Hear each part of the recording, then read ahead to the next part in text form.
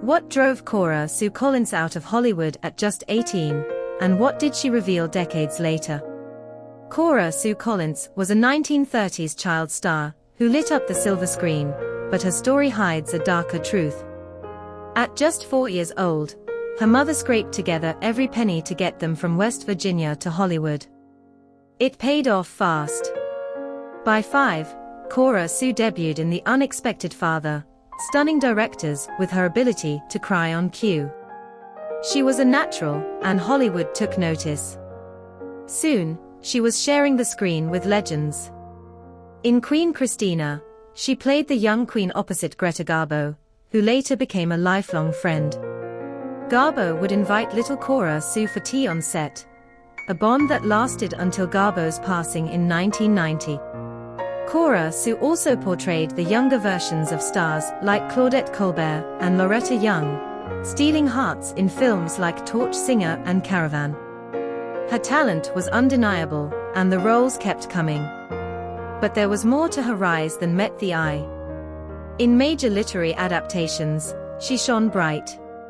She played Tanya in Anna Karenina and Amy Lawrence in The Adventures of Tom Sawyer, both iconic films of the era. Metro-Goldwyn-Mayer signed her up, paying her a hefty $250 a week, about $5,900 in today's money. For a kid, that was a fortune. But being a child star wasn't all glitz and glamour, and Cora Sue was about to learn that the hard way. Unlike Shirley Temple, Cora Sue never became a household name. She was talented, but the studio didn't push her the same way. Whispers on old Hollywood forums suggest MGM played favorites, leaving Cora Sue in Temple's shadow. Some even say her mother's pushy nature turned studios off. Whatever the reason, the pressure to compete was intense, and it took a toll. But that wasn't the worst of it.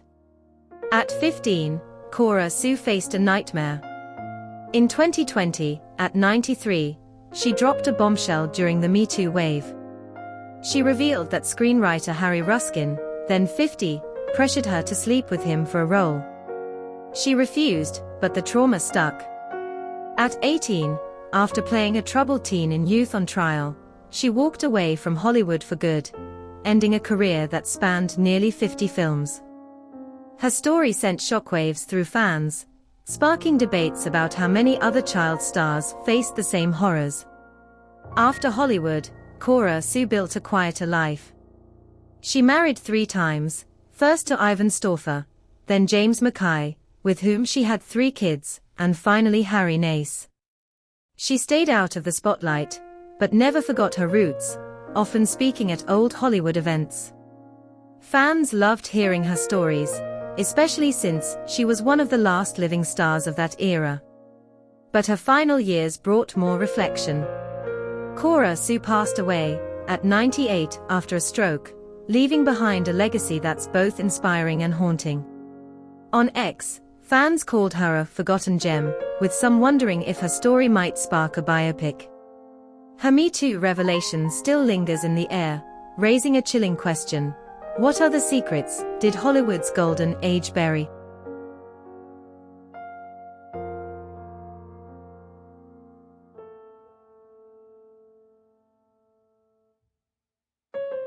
Jorge Treviso, mainly known by his pseudonym Jorge Treviso, was a Uruguayan journalist, writer and television presenter.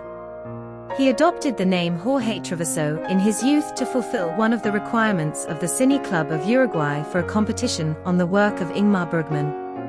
His entry was the winning entry and was printed by the institution, and from that moment on, he never abandoned that name throughout his distinguished professional career. From childhood, he had a predilection for journalism, literature, and film. He was born in Montevideo on March 29, 1945. He started very young as a film critic, and later he was tackling other areas of journalism, with a special inclination for interviewing prominent personalities. He hosted television programs dedicated to the coverage of his country's electoral campaigns from 1989 onwards, creating a classic and high-impact space on Channel 10. From March 1, 1990 to February 22, 2013, he was the host, along with Blanca Rodriguez, of the central edition of Sobriedo, on the same medium. He left this task to resume his consecrated series, Hablamos, and then Hora Pico, on the cable channel VTV, in which he interviewed relevant national and international figures. The return was welcomed by the audience, who placed it as the most watched journalistic program in the country according to measurements of local pollsters. His career has spanned print, radio, and television. He has given talks and lectures on topics related to his specialty at local universities, the Uruguayan Psychoanalytic Association, and other venues. He was the first Uruguayan journalist invited by the Academy of Motion Picture Arts and Sciences in Hollywood to attend the Academy Awards ceremony. He was a correspondent for Radio Nederland in the Netherlands during the years of his country's transition to democracy. He wrote for daily and weekly publications, El Oriental, Mundo Color, El País, Buscada, Opinar, and El Observador. He was a regular contributor to Revista de Cinemateca, where he wrote personality studies and commentaries on new releases. He wrote a piece dedicated to Francis Ford Coppola for the legendary magazine Maldeoa, now defunct. On radio, he hosted and directed programs on various stations, such as Sarandi, where he was part of the memorable generation of journalists who emerged at the station under the direction of Jorge Nelson Molins, Nuevo Tiempo, Concierto FM, and Oriental. Open television presenter of the program, Journalists, which was broadcast on Channel 5. He authored the chapter dedicated to the Hollywood star system in the collective book USA, The Three Faces of Cinema, published by the Uruguay United States Cultural Alliance.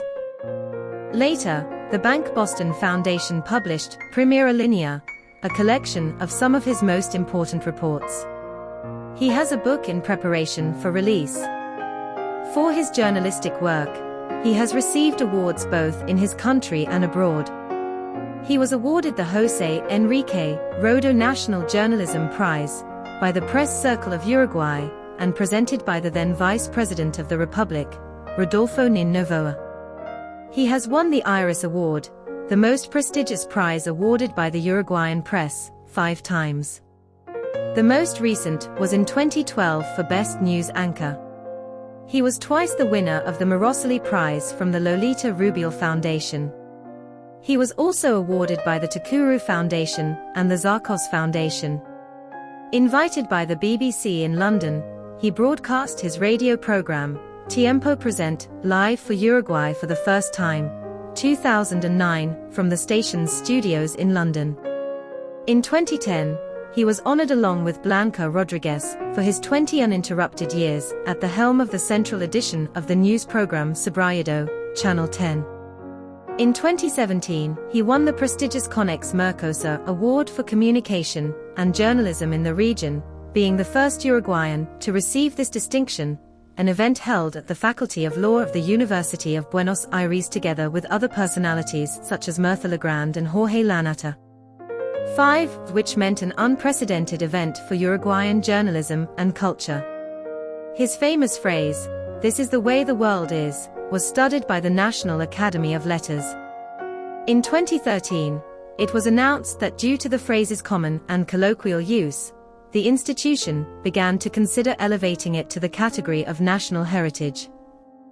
At that time, the director of the Academy, Juan Justino de Rosa, announced that, "We will study whether the phrase has already detached itself from the image of the journalist, and whether it already has a metaphorical content rooted in the lexicon of the speakers." Treviso was awarded the Legion of Books Prize by the Uruguayan Chamber of Books. He died on April 27, 2025, at the age of 80, in Montevideo.